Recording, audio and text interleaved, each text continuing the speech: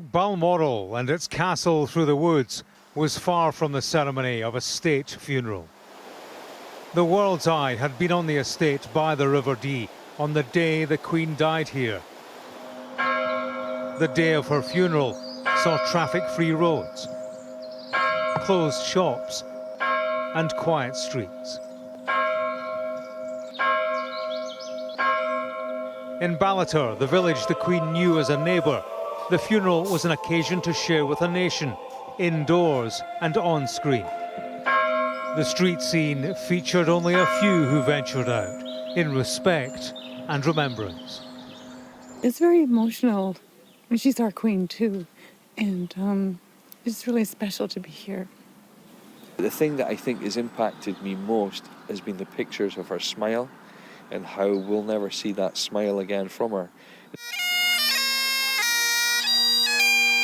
Ballater had paid its respects publicly the night before the funeral, with a gathering in the village square.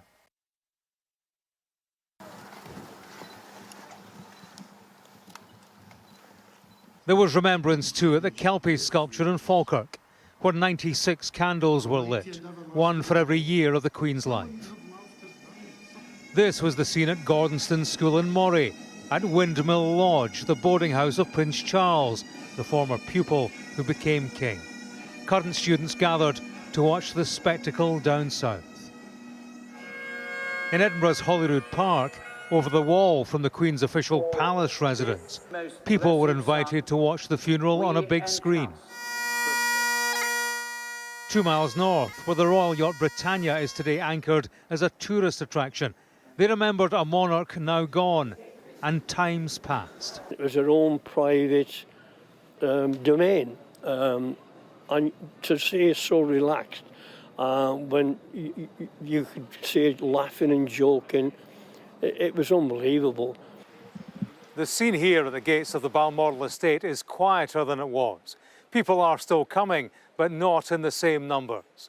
The focus of the Queen's passing and a nation working through it has shifted south.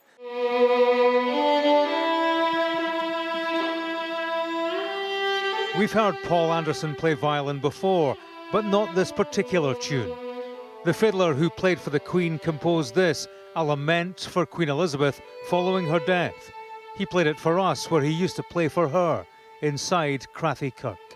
She always listened right to the end and seemed to enjoy it. I mean, I usually would get a wee smile at the end of the performance, which it was a nice thing to see. I think a lot of folk have spoken about she had a nice smile and a twinkle in her eye, and I suppose that's something I would remember.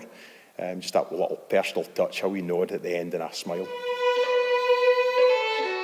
On the day of her funeral, the people of Royal Deeside were 500 miles from a Queen they held dear. But feelings here aren't diminished by distance. James Matthews, Sky News, in Ballater.